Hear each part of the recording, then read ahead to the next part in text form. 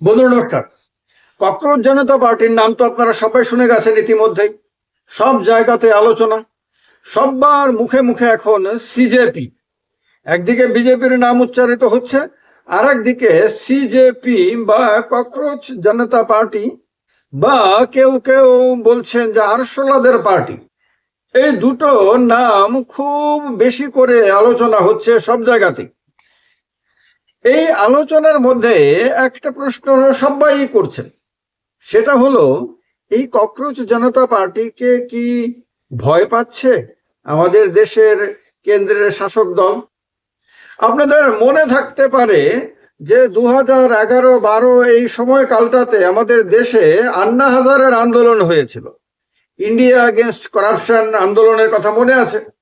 সেই আন্দোলনের ফল হিসেবে 2012-তে একটা নতুন রাজনৈতিক দলের জন্ম হয়। দলটির নাম সবাই জানেন, আম আদমি পার্টি। আম আদমি পার্টির জন্ম হয়েছিল 2012-র শেষ দিকে, আর 2013-র শেষ দিকে দিল্লির বিধানসভা নির্বাচন হয়। কংগ্রেস এই আন্না আন্দোলনের বিরুদ্ধে চলে যায় এবং আন্দোলনটাও কংগ্রেসের বিরুদ্ধে চলে যায়। আপনার 2012-র শেষে যে পলিটিক্যাল পার্টিটার জন্ম হয়, সেই পার্টিটা দিল্লির বিধানসভা নির্বাচনে কংগ্রেসের বিরুদ্ধে ব্যাপকভাবে প্রচার করে এবং সেই প্রচারের ফলে কংগ্রেস দিল্লিতে ক্ষমতা হারায়। এর আগে শীলা দীক্ষিতের নেতৃত্বে কংগ্রেস এক টানা 15 বছর দিল্লিতে শাসন ক্ষমতায় ছিল। দিল্লিতে কংগ্রেসকে সরানোর জন্য বিজেপি খুব চেষ্টা করেছিল। বিজেপির কাছেও বড় বড় নেতা তখন ছিল। আপনাদের মনে থাকতে পারে সুষমা স্বরাজও অল্প সময়ের জন্য দিল্লির চেহারা হয়েছিলেন, আরো অনেকেই হয়েছিলেন, কিন্তু কোনো কিছুতে কোনো কাজ দেয়নি। অথচ নতুন একটা রাজনৈতিক দল আপনার ময়দানে নেমেই কংগ্রেসের মতন ভারতবর্ষের সবচেয়ে পুরনো রাজনৈতিক দলকে ক্ষমতাচ্যুত করে দেয়।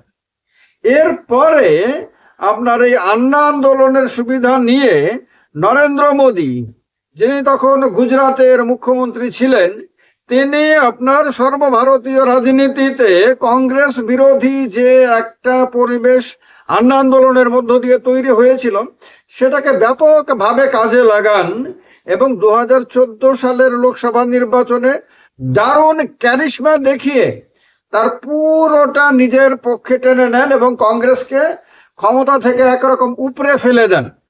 এবং সেই যে ক্ষমতা থেকে কংগ্রেসকে সরানো হয়, তারপর কংগ্রেস এখনো পর্যন্ত পূর্ণরূপে ঘুরে দাঁড়াতে পারেনি। কংগ্রেসের পরে ভারতবর্ষে অনেকগুলো রাজ্যের বিধানসভা নির্বাচনে কংগ্রেস হেরেছে। বিজেপির জয়যাত্রা এরপর আপনার এগোতেই এগিয়েছে শুধু, এবং এগোতে এগোতে ভারতের 20টার মতন রাজ্যে বিজেপি হয় একা ক্ষমতায় এসেছে, না হয় বিজেপি অন্য কারোর সঙ্গে জোট বেঁধে ক্ষমতায় এসেছে। তো মূলত আন্না আন্দোলনের সুবিধাটা বিজেপি পায় এবং কংগ্রেস এর ফলে ব্যাপকভাবে ক্ষতিগ্রস্ত হয়। ককরোচ জনতা পার্টির এখনো মানে নামটা ককরোচ জনতা সঙ্গে পার্টি শব্দটা থাকলেও বাস্তবের মাটিতে এটা কোনো পলিটিক্যাল পার্টি হিসেবে কিন্তু এখনো পর্যন্ত আমাদের সামনে আসেনি। এটা শুধুমাত্রই সোশ্যাল মিডিয়াতেই আপনার ট্রেন্ড করছে। বাস্তবে একটা রাজনৈতিক দল বানানোর জন্য যে ধরনের প্রস্তুতি দরকার, সেই ধরনের প্রস্তুতি অন্তত পক্ষে ওভারগ্রাউন্ডে দেখা যাচ্ছে না। এখন ভেতরে ভেতরে কতটুকু কি আছে সেটা একমাত্র তারাই বলতে পারবে যারা এই পার্টির সঙ্গে, মানে এই আন্দোলনের সঙ্গে যারা যুক্ত রয়েছে। এখন কথা হলো, যে কাজটা অরবিন্দ কেজরিওয়াল আন্না আন্দোলনকে কাজে লাগিয়ে খুব সহজেই দিল্লির মতন রাজ্যে বিধানসভা নির্বাচনে করতে পেরেছিল, সেটা কি এই ককরোচ জনতা পার্টি পলিটিক্যাল পার্টি হিসেবে রেজিস্ট্রেশন করলেও আগামী বছরের বিধানসভা নির্বাচনে করতে পারবে? খেয়াল রাখতে হবে, দিল্লি যে ধরনের মডারেট রাজনীতির জায়গা, সেই ধরনের মডারেট রাজনীতির জায়গা কিন্তু উত্তরপ্রদেশ না, গুজরাট না, উত্তরাখণ্ড না, বা অন্য যে রাজ্যগুলোতে যেমন পাঞ্জাব, এই জায়গাগুলো কিন্তু দিল্লির মতন না। দিল্লিতে যতটা সহজে অরবিন্দ কেজরিওয়ালের নেতৃত্বে আম আদমি পার্টি ক্যারিশমা দেখাতে পেরেছিল, ততটা সহজে কিন্তু এই বাদবাকি রাজ্যগুলোতে কিন্তু সেটা দেখানো কোনো নতুন দলের পক্ষে সম্ভব না। নতুন দলটি মানে আম আদমি পার্টির মধ্যে মনীষ সিসোদিয়া, অরবিন্দ কেজরিওয়ালের মতন একটা এক ঝাঁক আপনার নেতা ছিল যারা রাজনীতিতে অভিজ্ঞ না হলেও সমাজ জীবনে তাদের দীর্ঘ অভিজ্ঞতা ছিল, ফলে সেই অভিজ্ঞতা তারা কিন্তু কাজে লাগাতে পেরেছিল। এখনো পর্যন্ত কিন্তু এই ককরোচ জনতা পার্টিতে ওই রকম কোনো চেহারা দেখা যায়নি। তারপরেও বিজেপি ভয় করছে কেন? ভয় করার তো একাধিক কারণ থাকতে পারে, না করারও কারণ থাকতে পারে এবং করারও কারণ থাকতে পারে। করার কারণটা কি? করার কারণটা হতে পারে যে বিজেপি মনে করছে যে এরা পথে নেমে বাংলাদেশের মতন, নেপালের মতন কোনো উচ্ছৃঙ্খলতা করবে এবং সেই রকম পরিস্থিতিতে ক্ষমতা ধরে রাখা কঠিন হবে। এটা একটা ভয় করার কারণ। দ্বিতীয়ত, তাদের মনে হতে পারে যে এরা মূলত কংগ্রেস এবং আম আদমি পার্টির সঙ্গে মিলে আছে এবং এরা যদি রাজনীতিতে আসে তাহলে এরা আপনার সবাইকে নিয়ে মানে বিরোধী শক্তিকে হঠাৎ করে অনেক বেশি শক্তিশালী করে দেবে এবং এর ফলে বিভিন্ন রাজ্যে বিজেপিকে ক্ষমতা হারাতে হবে, এটা মনে করে থাকতে পারে। এইটা আরেকটা ভয় হতে পারে। 2 নম্বর ভয় হতে পারে। 3 নম্বর ভয় হতে পারে যে এরা রাজনীতিতে তেমন কিছু করতে না পারলেও বিজেপি বিরোধী একটা পরিবেশ ক্রিয়েট করতে পারে, যে পরিবেশের সুবিধা নিয়ে কংগ্রেস বা অন্যান্য যে বিরোধী দলগুলো রয়েছে তারা বিভিন্ন রাজ্যে বিজেপির ক্ষতি করতে পারে। ফলে বিজেপি ক্ষতির সম্ভাবনা দেখছে এদের এই আন্দোলন, এই সোশ্যাল মিডিয়া মুভমেন্টকে কেন্দ্র করে। তার কারণে বিজেপি টেনশনে রয়েছে, আতঙ্কে রয়েছে, এটা হতে পারে। আর একটা বিজেপির জন্য পজিটিভ সাইড কি, ভয় না পাওয়ার সাইড কি? ভয় না পাওয়ার সাইড হলো যে এই এরা খুব শীঘ্রই ময়দানে নেমে একটা রাজ্য দখল করে ফেলতে পারবে। এইরকম কোন রাজ্য, গোয়াকে বাদ দিলে এই মুহূর্তে 2027-এর বিধানসভা নির্বাচনে খুব একটা দেখা যায় না। যেমন গুজরাতে বলা হয় গুজরাট হলো বিজেপির গড়। বিজেপি সবচেয়ে বেশি সময় একটানা কোনো রাজ্যে শাসন করেছে, সেই রাজ্যটা হলো গুজরাতে সম্পূর্ণভাবে বিজেপি তার সাংগঠনিক বিস্তার করে নিয়েছে। সেই গুজরাতে তো হঠাৎ করে একটা পলিটিক্যাল পার্টি এসে, নতুন একটা পার্টি এসে বিজেপিকে ধাক্কা মেরে ক্ষমতা থেকে সরিয়ে দেবে, এটা তো নিশ্চয় সম্ভব না। তারপর উত্তরপ্রদেশের রাজনৈতিক যে মানচিত্রটা, সেটার দিকে যদি ভালোভাবে তাকায় তাহলে জাতপাতের কারণে মানে উত্তরপ্রদেশের রাজনীতিটা এতটা জটিল যে সেখানেও হঠাৎ করে কিছু নতুন ছেলে মেয়ে একটা পার্টি বানিয়ে এসে সেটাকে বুঝে, সেই জটিল রাজনীতিটাকে বুঝে সেটার মধ্যেই এমন ভাবে আপনার ভূমিকা পালন করলো যে তারা জিতে গেল। এরকমটাও হওয়ার তেমন কোনো সম্ভাবনা নাই। পাঞ্জাবের রাজনীতিতে আম আদমি পার্টি শক্তিশালী অবস্থানে আছে, অন্যদিকে কংগ্রেসও শক্তিশালী অবস্থানে আছে। এই দুটো প্রধান শক্তিশালী দলকে ক্ষমতাচ্যুত করার জন্য তাগিদ তো তাদের থাকার কথা না, কারণ দুটোই বিজেপি বিরোধী দল। তাহলে পাঞ্জাবটাকে ওখানে সাইড করলাম। উত্তরাখণ্ডের মধ্যেও বলা হয় যে বিজেপি একটা শক্তপোক্ত জমি তৈরি করে নিয়েছে। সেই উত্তরাখণ্ডেও আগামী বছর নির্বাচন, সেখানেই বা এই নতুন দলটি কতটুকু কি করতে পারবে?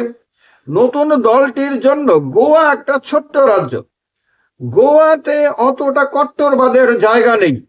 গোয়া অনেক বেশি মডারেট। যেরকম ভাবে দিল্লির রাজনীতিটা হলো মডারেট রাজনীতি, সেই রকম ভাবে ভারতবর্ষে গোয়ার রাজনীতিটাও অনেকটাই মডারেট রাজনীতি হিসেবে ধরা হয়। এখন এই দলটা বড় জোর গোয়াতে অল্প সময়ের মধ্যে তেমন কিছু করতে পারে হয়তো চেষ্টা করলে, বাদ বাকি বড় রাজ্যগুলোতে তো তেমন কিছু করতে পারবে না, পারার কথা না এত অল্প সময়ের মধ্যে। তো বিজেপি যদি গোয়া হারায়ও বিজেপির তো তেমন কোনো লোকসান হলো না। আর সবচেয়ে বেশি টেনশন তো নরেন্দ্র মোদী অমিত শাহের হলো লোকসভাকে কেন্দ্র করে। লোকসভা নির্বাচন আসতে তো এখনো অনেকটা সময় বাকি। 2026-এর এটা মে মাসের শেষ দিক চলছে। আমি যদি ধরেও নেই যে জুন মাস এসে গেছে, তাহলেও আপনার 2 বছর 7-8 মাস সময় বাকি থেকে গেছে আপনার লোকসভা নির্বাচন 2029-এর আসতে আসতে। তাহলে অনেক লম্বা সময় এখনো বিজেপির কাছে রয়ে গেছে যে লোকসভা নির্বাচনের আগে এই যে প্রতিকূল পরিস্থিতিটা সেটা কাটিয়ে উঠে নিজের জন্য একটা ফেভারেবল কন্ডিশন তৈরি করার। তাহলে বিজেপির জন্য তো যথেষ্ট সময় আছে, সুযোগ রয়েছে, তারপরেও বিজেপি আতঙ্কিত।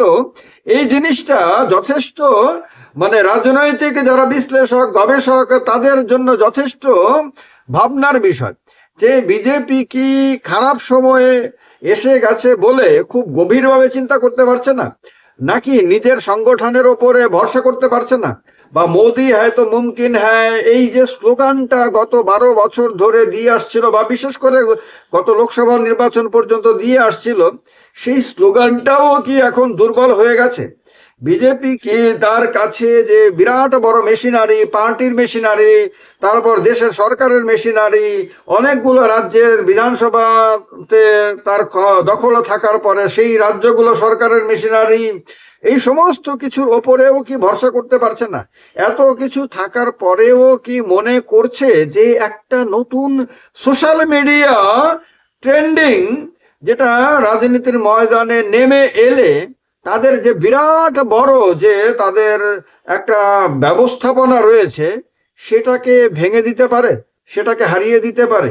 আর এই ভয়টাই কি তারা প্রদর্শন করছে সোশ্যাল মিডিয়াতে এর বিরুদ্ধে গিয়ে? যে ভুলটা কংগ্রেস করেছিল আন্না আন্দোলনের বিরুদ্ধে গিয়ে, আন্না আন্দোলনের বিরুদ্ধে প্রচারে গিয়ে ব্যাপকভাবে তার বিরুদ্ধে কথাবার্তা বলে, সেই একই ভুল কি এখন বিজেপি করছে ককরোচ জনতা পার্টির বিরোধিতা করতে গিয়ে? বিজেপি ইচ্ছে করলে যুব সমাজের পক্ষে নিজেকে অ্যাডজাস্ট করে নিয়ে তাদের লাইনে কথা বলে, বিজেপি যেখানে নিজেকে এই আন্দোলনের একেবারে পরিপূর্ণ সমর্থক না বানালেও এই আন্দোলনের বিরোধী না এই রকম একটা ভাবমূর্তি যেখানে দেখাতে পারত, সেখানে তারা কি বিশাল সংখ্যক যে যুব সমাজ দেশে যারা এই আন্দোলনকে বা এই যে ন্যারেটিভ ককরোচ জনতা পার্টি তৈরি করেছে এটাকে সমর্থন করছে, তারা কি এর বিরুদ্ধে চলে যাচ্ছে? এবং এদেরকে কি তারা আগামী দিনে বিজেপির বিরুদ্ধে প্রচারে মানে নামতে বাধ্য করছে? এইটা কি আপনার বিজেপির খারাপ সময়ের ইঙ্গিত? যথেষ্ট ভাবনার বিষয়। আপনাদের কি মনে হয়? রিয়েল লাইফ স্টোরিতে যেহেতু রিয়েল লাইফের কথা বলা হয়, সেহেতু আজকেও এই ভিডিওতে একেবারে রিয়েল যে পলিটিক্যাল সিচুয়েশন আমাদের দেশে সেটা আপনাদের সামনে তুলে ধরা হলো। আপনাদের মতামত অবশ্যই জানাবেন যে বিজেপি কি এটা ভুল রাজনীতি করছে, এবং এর জন্য কি আগামী দিনে বিজেপিকে খেসারত দিতে হবে, যে খেসারত অতীতে কংগ্রেসকে দিতে হয়েছিল আন্না হাজারের আন্দোলন বা ইন্ডিয়া এগেইনস্ট কারাপশনের আন্দোলনের বিরোধিতা করে? জানাবেন কমেন্ট বক্সে কমেন্ট করে। ভালো লাগলে লাইক করে শেয়ার করে দেবেন, সঙ্গে থাকবেন। নমস্কার।